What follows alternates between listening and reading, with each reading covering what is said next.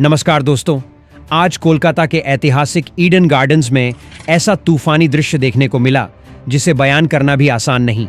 उस पवित्र मैदान पर जहां हर कोना क्रिकेट की विरासत से भरा है, आज विश्व कप 2026 का 52वां मुकाबला खेला गया। और यह सिर्फ मैच नहीं बल्कि ग्रुप 1 की निर्णायक जंग थी। हार का मतलब सपनों का अंत और जीत का अर्थ। सेमीफाइनल की सांस। जैसे ही भारत और वेस्ट इंडीज आमने सामने आए, स्टेडियम में जोश बिजली की तरह दौड़ गया। हर दर्शक की नब्ज स्कोरबोर्ड के साथ धड़क रही थी। भारतीय कप्तान सूर्यकुमार यादव ने टॉस अपने नाम किया और आत्मविश्वास से भरी मुस्कान के साथ पहले गेंदबाजी चुनकर सबको चौंका दिया। कोलकाता की ओस और बाद की आसान बल्लेबाजी को ध्यान में रखते हुए यह फैसला साहस और रणनीति दोनों का संगम था। वेस्ट इंडीज की ओर से शाई होप और रोस्टन चेस मैदान पर उतरे तो चारों ओर भारत के नारों की गूंज उठी। नई गेंद लेकर अर्शदीप सिंह दौड़े और शुरुआत से ही इतनी सटीक लाइन लेंथ डाली कि कैरेबियाई बल्लेबाजों को हर रन के लिए संघर्ष करना पड़ा। हर डॉट गेंद पर दर्शकों का शोर आसमान छू रहा था। लेकिन असली धमाका तब हुआ जब हार्दिक पांड्या ने गेंद थामी। शाई होप ने जैसे युद्ध का ऐलान कर दिया। शॉर्ट गेंद को उन्होंने जिस ताकत से पुल किया, वह सीधा मिड विकेट स्टैंड्स में जा गिरी और पल भर को मैदान स्तब्ध रह गया। अगली ही गेंद पर कवर के पार चौका लगाकर उन्होंने साफ कर दिया कि इंडीज पीछे हटने नहीं आए। तीसरे और चौथे ओवर में मुकाबला और तीखा हो गया। अर्शदीप की कुछ आगे फेंकी गेंदों को रोस्टन चेस ने शानदार टाइमिंग के साथ बाउंड्री में बदला। लगातार 2 जोरदार चौकों ने भारतीय समर्थकों की धड़कनें बढ़ा दी। ड्रेसिंग रूम में भी हल्की बेचैनी झलकने लगी। फिर आया वह क्षण जिसने मैच को रोमांच की पराकाष्ठा पर पहुंचा दिया। वरुण चक्रवर्ती के पास रोस्टन चेस को रन आउट करने का सुनहरा अवसर था। बल्लेबाज क्रीज से काफी दूर थे। वापसी कठिन दिख रही थी। पूरा स्टेडियम सांस थामे खड़ा था। लेकिन दबाव में किया गया थ्रो गलत दिशा में चला गया और निश्चित विकेट हाथ से निकल गया। उस एक चूक के बाद तनाव और भी गहरा गया। हर गेंद नई कहानी गढ़ रही थी। हर रन मुकाबले को नई दिशा दे रहा था। यह केवल खेल नहीं बल्कि जज्बातों का महासंग्राम बन चुका था। वह रात सिर्फ मुकाबला नहीं थी, वह भावनाओं की आंधी थी। रणनीति और हिम्मत की सीधी भिड़ंत थी। और कोलकाता ने फिर साबित कर दिया कि बड़े युद्धों का असली अखाड़ा अगर कहीं है तो वह यही है। 5वें ओवर में जब दुनिया के सबसे सटीक और घातक तेज गेंदबाज जसप्रीत बुमराह ने गेंद संभाली तो माहौल अचानक बदल गया। उनकी पहली ही तीखी बाउंसर ने रोस्टन चेस को पूरी तरह चौंका दिया। गेंद रफ्तार से अंदर घुसी, बल्ला देर से उठा और ऊपरी किनारा लगकर गेंद आसमान में लटक गई। शॉर्ट फाइन लेग पर खड़े अभिषेक शर्मा के पास आसान मौका आया। ऐसा कैच जिसे खिलाड़ी अभ्यास में भी नहीं छोड़ते। पूरा स्टेडियम जश्न के लिए उठ चुका था, लेकिन किस्मत को कुछ और मंजूर था। गेंद उनके हाथों से फिसलकर जमीन चूम गई और पल भर में खुशी सदमे में बदल गई। बुमराह अवाक रह गए। ड्रेसिंग रूम में सन्नाटा पसर गया और कैरेबियाई खेमे में नई जान भर गई। रोस्टन चेस ने मिले इस जीवनदान को बेकार नहीं जाने दिया। अगली ही गेंद पर उन्होंने चतुराई से स्कूप शॉट खेला और गेंद विकेटकीपर के ऊपर से सीमा रेखा के पार पहुंच गई। यह शॉट सिर्फ रन नहीं था बल्कि चुनौती का इशारा था। शुरुआती 5 ओवरों ने साफ संकेत दे दिया था कि आज रन बरसेंगे और रोमांच चरम पर रहेगा। पावर प्ले खत्म होते ही कप्तान ने अक्षर पटेल और हार्दिक पांड्या को जिम्मेदारी सौंपी कि रफ्तार थामो और दबाव बनाओ। दोनों ने सटीक लाइन और नियंत्रित लेंथ से बल्लेबाजों को रोकने की कोशिश की। लेकिन शाई होप और रोस्टन चेस मानो अलग ही लय में थे। उन्होंने जोखिम उठाते हुए स्वीप और रिवर्स स्वीप जैसे शॉट अपनाए और मैदान के हर कोने में गेंद भेजी। चौकों की बरसात से भारतीय समर्थकों की बेचैनी बढ़ती जा रही थी। 9वें ओवर तक स्कोर तेजी से चढ़ रहा था और मुकाबला हाथ से फिसलता दिख रहा था। तभी कप्तान सूर्यकुमार यादव ने अपनी सबसे बड़ी चाल चली। मिस्ट्री स्पिनर वरुण चक्रवर्ती को गेंद सौंपी। वरुण ने उंगलियों का कमाल दिखाया और ऐसी कैरम गेंद डाली जिसने सबको चौंका दिया। गेंद पिच पर गिरते ही तेजी से अंदर मुड़ी। शाई होप पूरी तरह भ्रमित रह गए। उनका बचाव भेद दिया गया और गेंद सीधी मिडिल स्टंप से जा टकराई। वह विकेट सिर्फ एक खिलाड़ी का पतन नहीं था बल्कि मैच की दिशा मोड़ने वाला विस्फोट था। ईडन गार्डन्स फिर गरज उठा और भारतीय खेमे में नई ऊर्जा दौड़ गई। आखिरकार भारत को वह बहुप्रतीक्षित झटका मिल ही गया जिसकी उसे लंबे समय से तलाश थी। शाई होप के पवेलियन लौटते ही कैरेबियाई खेमे से मैदान पर उतरे सबसे खतरनाक और बेखौफ बल्लेबाज शिमरॉन हेटमायर, और उनके कदम रखते ही माहौल फिर से विस्फोटक हो उठा। हेटमायर ने आते ही संकेत दे दिया कि वह रुकने नहीं आए हैं। हार्दिक पांड्या की गेंद पर उन्होंने ऐसा आसमानी प्रहार किया कि गेंद स्टैंड्स की ऊपरी कतारों में जाकर गिरी, दर्शक स्तब्ध रह गए। इसके तुरंत बाद वरुण चक्रवर्ती को भी उन्होंने निशाने पर लिया और एक और लंबा छक्का जड़ दिया। इस वार के साथ उन्होंने एक ही विश्व कप संस्करण में सर्वाधिक छक्के लगाने का कीर्तिमान अपने नाम कर लिया। उनकी आक्रामकता देखकर लग रहा था कि वेस्ट इंडीज आसानी से 200 या उससे भी आगे का पहाड़ खड़ा कर देगी। भारतीय खेमे में चिंता की लकीरें उभरने लगी थीं। तभी ईडन गार्डन्स के इस विराट मंच पर जसप्रीत बुमराह ने अपना जादू बिखेरना शुरू किया। 12वें ओवर में जब बुमराह दोबारा आक्रमण पर लौटे तो उनकी आंखों में सिर्फ शिकार की चमक थी। दूसरी ही गेंद पर उन्होंने शिमरॉन हेटमायर को तीखी शॉर्ट लेंथ से चकमा दिया। गेंद अंदरूनी किनारा लेकर सीधे विकेटकीपर संजू सैमसन के दस्तानों में समा गई। यह मुकाबले का निर्णायक क्षण था। T20 प्रारूप में हेटमायर के खिलाफ यह उनका छठा शिकार था और इसने एक बार फिर साबित कर दिया कि दबाव के समय बुमराह से बड़ा हथियार भारत के पास कोई नहीं। लेकिन कहानी यहीं नहीं रुकी। उसी ओवर की 5वीं गेंद पर बुमराह ने अपनी कला का श्रेष्ठ नमूना पेश किया। धीमी गति की चतुर गेंद जिसे रोस्टन चेस बिल्कुल समझ नहीं पाए, उन्होंने जल्दबाजी में प्रहार किया और गेंद आसमान में उछल गई। मिड ऑफ की दिशा में कप्तान सूर्य कुमार यादव ने चीते जैसी फुर्ती दिखाते हुए अविश्वसनीय कैच लपक लिया। सिर्फ 5 गेंदों के भीतर 2 सबसे मजबूत स्तंभ ढह चुके थे। कैरेबियाई पारी की रीढ़ टूट गई थी। 12 ओवर पूरे होने तक स्कोर 103 पर 3 था, जबकि कुछ ही समय पहले वही टीम 110 पर 1 की स्थिति में अजेय दिख रही थी। बुमराह के उस घातक ओवर ने मुकाबले की दिशा बदल दी। अब बल्लेबाज रक्षात्मक मुद्रा में आ चुके थे और रणगति अचानक थम सी गई थी। पिच भी धीरे धीरे स्पिन और विविध गेंदबाजी का साथ देने लगी। वेस्ट इंडीज के कप्तान के चेहरे पर अब चिंता साफ दिखाई दे रही थी। उन्हें अंदेशा था कि क्या रोमन पॉवेल और शेरफेन रदरफोर्ड इस डगमगाती पारी को संभाल पाएंगे। उधर भारतीय शिविर में उत्साह चरम पर पहुंच चुका था। हर खिलाड़ी की आंखों में जीत की चमक थी और ईडन गार्डन्स एक बार फिर भारत के जयघोष से गूंज उठा था। कोलकाता के भव्य ईडन गार्डन्स की चमकती रोशनी के नीचे जब कैरेबियाई पारी आखिरी मोड़ की ओर बढ़ी तो वहां मौजूद हजारों दर्शकों ने ऐसा तूफान देखा जिसने मुकाबले को आग में झोंक दिया। 12 ओवर पूरे होते ही स्कोर 103 पर 3 था और जसप्रीत बुमराह की लगातार 2 चोटों ने भारत को मजबूत पकड़ दे दी थी। स्टेडियम जय घोष से गूंज रहा था, लेकिन किसी ने अंदाजा नहीं लगाया था कि आगे आने वाले ओवरों में क्रिकेट का ऐसा उग्र दृश्य सामने आएगा जो इतिहास में दर्ज हो जाएगा। 13वां ओवर कप्तान ने अक्षर पटेल को सौंपा। उन्होंने संयम और सटीकता से शुरुआत की, पर क्रीज पर मौजूद शेरफेन रदरफोर्ड का इरादा कुछ और था।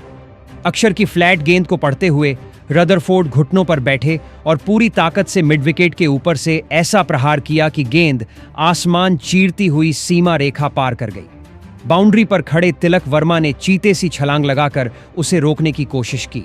उनकी उंगलियां गेंद को छू भी गईं, लेकिन किस्मत ने साथ नहीं दिया और गेंद दर्शकों के बीच जा गिरी। इसके बाद तनाव और बढ़ गया। 14वें ओवर में हार्दिक पांड्या ने अनुभव का परिचय देते हुए रफ्तार तोड़ने की ठानी। उन्होंने चतुर ऑफ कट्टर फेंकी, जिसकी गति में बदलाव रदरफोर्ड समझ नहीं पाए। बल्ले का बाहरी किनारा लगा और गेंद सीधी संजू सैमसन के दस्तानों में समा गई। रदरफोर्ड 14 रन बनाकर निराश लौटे और ईडन गार्डन्स फिर भारत के नारों से गूंज उठा। उस विकेट ने मुकाबले की धड़कन बदल दी। भारतीय खिलाड़ियों में नई ऊर्जा दौड़ गई। अब हर गेंद निर्णायक बन चुकी थी। हर रन संघर्ष की कहानी लिख रहा था। कैरेबियाई बल्लेबाज तेजी से स्कोर बढ़ाना चाहते थे, लेकिन भारतीय गेंदबाज अपनी रणनीति से उन्हें बांधने में जुटे थे। पिच भी धीरे धीरे स्पिन और विविधता का साथ देने लगी थी। स्टेडियम में बैठा हर दर्शक जानता था कि अगला पल क्या मोड़ ले आएगा, कोई नहीं कह सकता था। यही अनिश्चितता इस मुकाबले को महायुद्ध बना रही थी। ईडन गार्डन्स की वह रात सिर्फ रन और विकेट की गिनती नहीं थी, वह जज्बे और दबाव की परीक्षा थी और दोनों टीमें अपनी पूरी ताकत झोंक चुकी थी। लेकिन असली विस्फोट अभी बाकी था। जो दिख रहा था वह सिर्फ आने वाली आंधी की आहट थी। असली भूचाल तो अब शुरू हुआ जब कैरेबियाई कप्तान रोमन पॉवेल और अनुभवी जसन होल्डर ने मोर्चा संभाला और मुकाबले को युद्ध में बदल दिया। भारतीय कप्तान सूर्य कुमार यादव के चेहरे पर पहली बार चिंता की गहरी रेखाएं साफ दिखने लगीं। 15वें ओवर में हार्दिक पांड्या ने होल्डर को लगातार 4 डॉट गेंदों से जकड़ लिया। दबाव बढ़ता गया, लेकिन होल्डर ने घबराने के बजाय जवाबी हमला चुना। अगली ही गेंद पर कदम आगे बढ़ाए और गेंदबाज के सिर के ऊपर से लंबा और सीधा प्रहार कर दिया। गेंद दूर दर्शकों के बीच जा गिरी और संदेश साफ था कि वह पीछे हटने वाले नहीं। लेकिन असली कहर 16वें ओवर में बरपा हुआ जब अर्शदीप सिंह दोबारा आक्रमण पर लौटे। कैरेबियाई कप्तान रोमन पॉवेल ने मौके का पूरा लाभ उठाया और इस एक ओवर में 24 रन बटोर लिए। लगातार 2 विशाल छक्कों ने भारतीय समर्थकों को स्तब्ध कर दिया। गेंदें आसमान चीरती हुई छत के करीब पहुंच रही थीं। ओवर की आखिरी गेंद पर पॉवेल ने कलाइयों का शानदार इस्तेमाल करते हुए लेट कट से चौका निकाला और पूरे आत्मविश्वास के साथ पिच पर खड़े रहे। कमेंट्री बॉक्स से आवाज आई कि यही पल मुकाबले की दिशा मोड़ सकता है, क्योंकि मनोवैज्ञानिक बढ़त अब वेस्ट इंडीज की ओर झुकती दिख रही थी। ओस बढ़ रही थी, शोर तेज हो रहा था और 17वां ओवर लेकर आए वरुण चक्रवर्ती। उन्होंने अपनी फिरकी से जाल बुनने की कोशिश की, पर जसन होल्डर आज अलग ही अंदाज में खेल रहे थे। थोड़ी छोटी पड़ी गेंद को पहचानकर उन्होंने जोरदार प्रहार किया। गेंद 80 मीटर दूर जा गिरी। भारतीय खेमे का आत्मविश्वास डगमगाया, पर होल्डर यहीं नहीं रुके। अगली गेंद पर कवर के ऊपर से सटीक चौका झड़कर स्कोर को 160 के पार पहुंचा दिया। अब दबाव पूरी तरह भारत पर था। 18वें ओवर में कप्तान ने एक बार फिर अपने सबसे बड़े हथियार जसप्रीत बुमराह को जिम्मेदारी सौंपी। मैदान पर सन्नाटा पसर गया। सबकी नजरें उसी ओर टिक गईं, क्योंकि अब फैसला होना था कि क्या भारत वापसी करेगा या कैरेबियाई तूफान सब बहा ले जाएगा।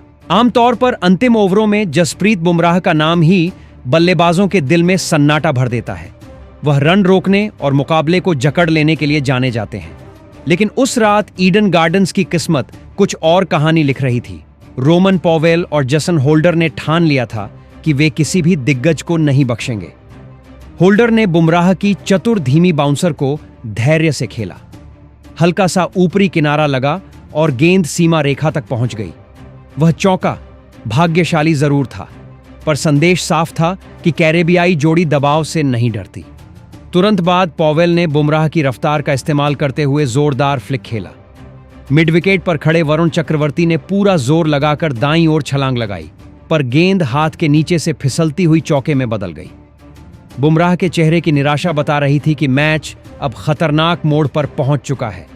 19वें ओवर में तनाव और गहरा गया जब अर्शदीप सिंह की गेंद पर अभिषेक शर्मा ने रोमन पॉवेल का सीधा सा कैच छोड़ दिया। पूरा मैदान स्तब्ध रह गया, क्योंकि ऐसे बल्लेबाज को जीवनदान देना भारी पड़ सकता था। पॉवेल ने इस अवसर को तुरंत भुनाया और अगली गेंदों पर खुलकर प्रहार जारी रखा। अब हर शॉट भारतीय समर्थकों के दिल की धड़कन बढ़ा रहा था। अंतिम ओवर में फिर बुमराह जिम्मेदारी लेकर आए। पहली ही गेंद पर होल्डर ने क्रीज की गहराई का इस्तेमाल किया और काउ कॉर्नर के ऊपर से लंबा छक्का जड़ दिया। गेंद दूर दर्शकों के बीच जा गिरी और भारतीय खेमे पर दबाव और बढ़ गया। बुमराह ने वापसी की कोशिश की, पर एक गेंद लो फुल टॉस बन गई, जिसे पॉवेल ने मिड विकेट की दिशा में पूरी ताकत से भेज दिया। लॉन्ग ऑन पर खड़ा खिलाड़ी हिल भी नहीं पाया और गेंद सीमा रेखा पार कर गई। 20 ओवर पूरे होते ही वेस्ट इंडीज ने 4 विकेट पर 195 रन का मजबूत पहाड़ खड़ा कर दिया। स्कोरबोर्ड चमक रहा था और लक्ष्य किसी हिमालय से कम नहीं लग रहा था। अब भारत के सामने 196 रनों की चुनौती थी। ईडन गार्डन्स की भीड़ की धड़कनें तेज हो चुकी थीं।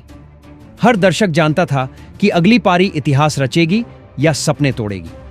मैदान की रोशनी और बढ़ गई, हवा में तनाव घुल चुका था और यह तय हो चुका था कि अब असली परीक्षा भारतीय बल्लेबाजों की होने वाली है।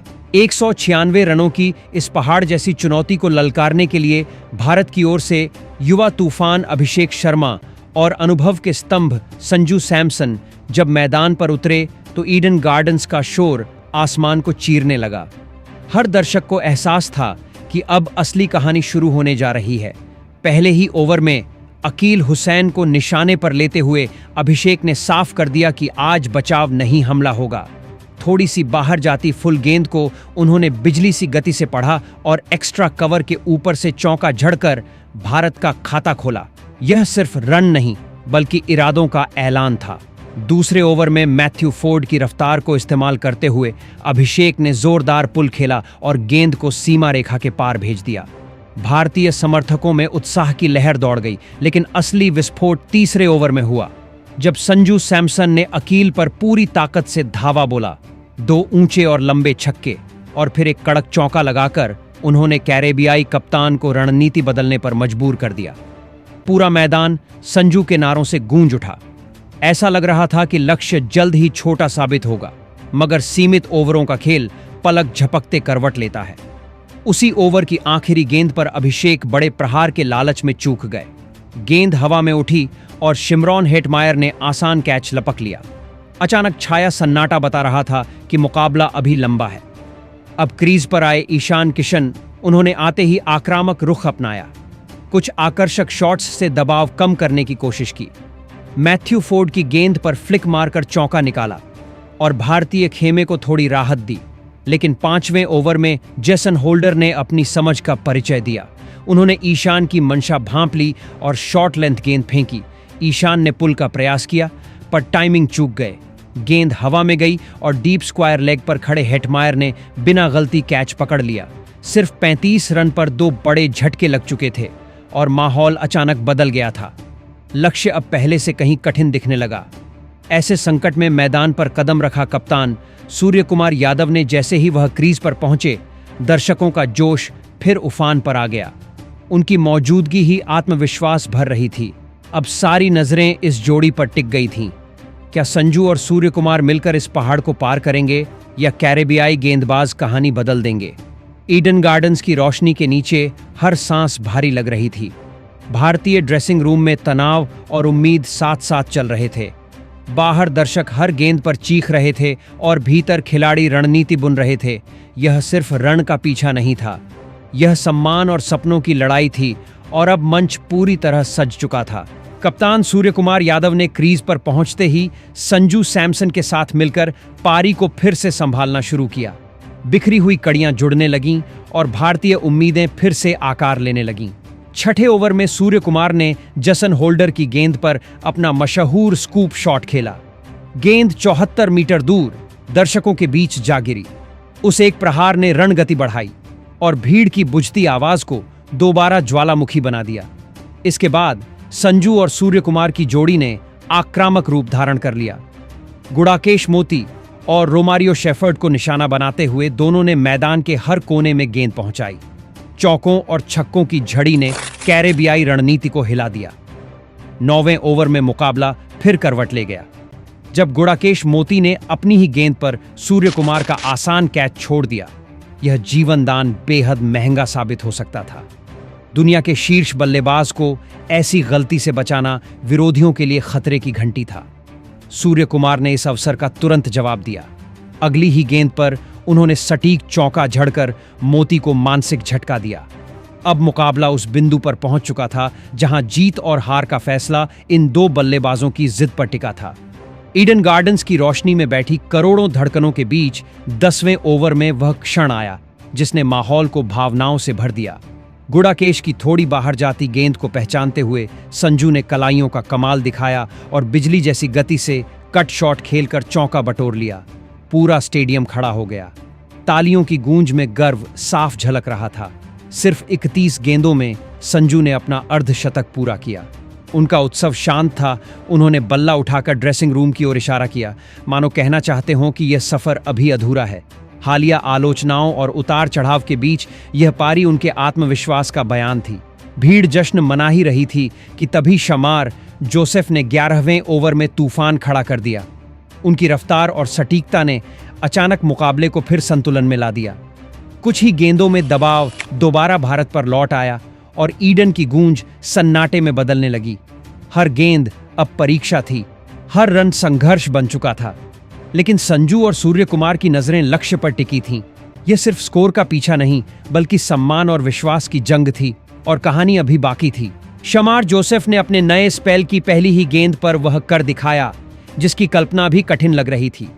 उनकी तेज रफ्तार और उछाल ने भारतीय कप्तान सूर्य कुमार यादव को चकमा दे दिया। सूर्य ने बड़ा प्रहार करने की कोशिश की, लेकिन गेंद उम्मीद से अधिक उछली और अतिरिक्त कवर की दिशा में हवा में लटक गई। वहां मौजूद शेरफेन रदरफोर्ड ने निगाहें गेंद पर टिकाए रखीं और आगे झपटते हुए शानदार डाइव लगाकर जमीन से कुछ इंच ऊपर अद्भुत कैच लपक लिया। सूर्य कुमार के आउट होते ही मैदान में सन्नाटा छा गया। कैमरा स्टैंड्स की ओर गया, जहां भारतीय खेमा स्तब्ध बैठा था। कोच और साथी खिलाड़ी निराश दिख रहे थे। यह झटका बेहद गहरा था। 12 ओवर पूरे होने पर स्कोर 104 पर 3 था। संजू सैमसन 58 रन बनाकर डटे हुए थे और उनके चेहरे पर अडिग विश्वास झलक रहा था, जो बड़े मुकाबलों की पहचान है। उनके साथ अब युवा तिलक वर्मा क्रीज पर आ चुके थे। मुकाबला अब रोमांचक मोड़ पर पहुंच गया था। भारत को अंतिम 48 गेंदों में 92 रन चाहिए थे और आवश्यक रन गति 11 से अधिक हो चुकी थी। हर डॉट गेंद दबाव को बढ़ा रही थी। पिच भी अब थोड़ी धीमी हो रही थी, जिससे स्ट्रोक खेलना चुनौतीपूर्ण बन गया। इन हालात में भी संजू की आंखों में दृढ़ संकल्प की चमक थी। वह साफ संकेत दे रही थी कि वह यह लड़ाई अधूरी नहीं छोड़ेंगे। पूरा देश उनकी हर हरकत पर नजर टिकाए बैठा था। 13वें ओवर की पहली गेंद पर ही उन्होंने इरादा जाहिर कर दिया। रोस्टन चेस ने सटीक लेंथ डालकर बांधने की कोशिश की, लेकिन संजू ने अंतिम क्षण में बल्ले का कोण बदला और बैकवर्ड पॉइंट के बीच से गेंद को चौके के लिए निकाल दिया। शॉट की टाइमिंग इतनी सटीक थी कि फील्डर हतप्रभ रह गए। उसे एक प्रहार ने फिर उम्मीद जगा दी। दर्शकों की आवाजें लौट आईं। अब समीकरण साफ था। अगर संजू डटे रहे तो कहानी बदल सकती थी। तिलक वर्मा भी संयम के साथ साझेदारी निभा रहे थे। मैदान पर हर क्षण तनाव से भरा था। ड्रेसिंग रूम में रणनीति बन रही थी और बाहर दर्शक हर रन पर उछल रहे थे। यह सिर्फ लक्ष्य का पीछा नहीं, बल्कि सम्मान की रक्षा का प्रश्न था।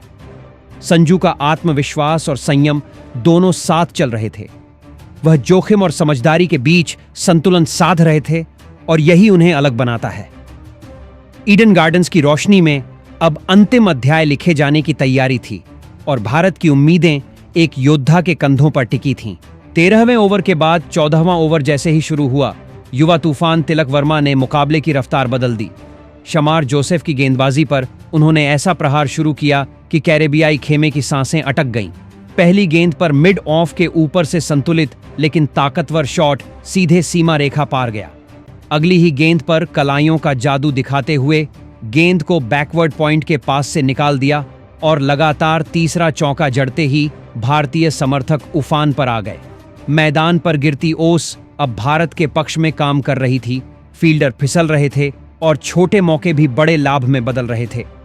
रोमांच चरम पर तब पहुंचा जब तिलक ने घुटना टेक कर स्पिनर की गेंद को मिड विकेट के ऊपर से लंबा छक्का जड़ दिया। गेंद दूर दर्शकों के बीच गिरी और स्टेडियम झूम उठा। लेकिन क्रिकेट निर्दयी है।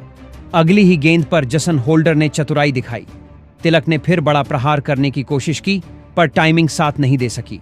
मिड ऑफ से पीछे भागते हुए हेटमायर ने अद्भुत डाइव लगाकर शानदार कैच लपक लिया। 15 गेंदों में 27 रन बनाकर तिलक लौटे, लेकिन वह मैच को भारत की दिशा में झुका चुके थे। अब मैदान पर उतरे हार्दिक पांड्या, उनका आगमन ही ऊर्जा का संचार था। संजू और हार्दिक ने संयम और आक्रामकता का संतुलन साधा। 15वें ओवर में संजू ने होल्डर की धीमी गेंद को पढ़ते हुए कवर के बीच से चौका निकाला। गेंद मानो घास चीरती हुई बाउंड्री तक गई। बीच पिच पर हार्दिक ने संजू के हेलमेट पर हल्की थपकी देकर हौसला बढ़ाया। यह साझेदारी भारत की उम्मीद बन चुकी थी। 17वें ओवर में बड़ा मोड़ आया जब एक्स्ट्रा कवर पर खड़े होल्डर के हाथों से हार्दिक का आसान कैच छूट गया। यह जीवनदान निर्णायक साबित हो सकता था। मौका मिलते ही हार्दिक ने अगली गेंदों में तेज प्रहार किए। रोमारियो शेफर्ड की गेंद पर दमदार चौका जड़कर दबाव पलट दिया। लेकिन 19वें ओवर की शुरुआत में शमार जोसेफ ने वापसी की और हार्दिक को आउट कर भारत को बड़ा झटका दिया। अब सबकी नजरें संजू सैमसन और नए बल्लेबाज शिवम दुबे पर टिक गईं। दुबे ने आते ही दबाव तोड़ दिया। उसी ओवर में लगातार 2 चौके झड़कर समीकरण बदल दिया। अब मुकाबला अंतिम ओवर की दहलीज पर था। 6 गेंदों में 7 रन की जरूरत। स्टेडियम खामोश। गेंद रोमारियो शेफर्ड के हाथ में। पहली ही गेंद पर संजू ने लेग स्टंप की दिशा में आती गेंद को खूबसूरती से फ्लिक किया और गेंद डीप मिड विकेट के पार जा गिरी। स्कोर बराबर और ईडन ज्वालामुखी बन चुका था। अगली गेंद पर संजू ने फिर कमाल किया। मिड ऑन के ऊपर से चौका जड़ते ही जीत भारत की झोली में आ गई। संजू घुटनों पर बैठ गए, हेलमेट उतारकर आसमान की ओर देखा, मानो संघर्ष का बोझ उतर गया हो। डगआउट से खिलाड़ी मैदान पर दौड़े। हार्दिक और तिलक ने उन्हें गले लगाया। भारत ने 19 ओवर 2 गेंद में 199 रन बनाकर लक्ष्य हासिल किया और सेमीफाइनल में जगह पक्की कर ली। यह सिर्फ जीत नहीं थी, यह आत्मविश्वास की घोषणा थी। यह संदेश था कि दबाव चाहे जितना हो, भारतीय टीम झुकती नहीं। तो दोस्तों, क्या आपको लगता है यह टीम फाइनल तक पहुंचेगी? अपनी राय जरूर लिखें और ऐसे ही रोमांचक विश्लेषण के लिए जुड़े रहें। धन्यवाद।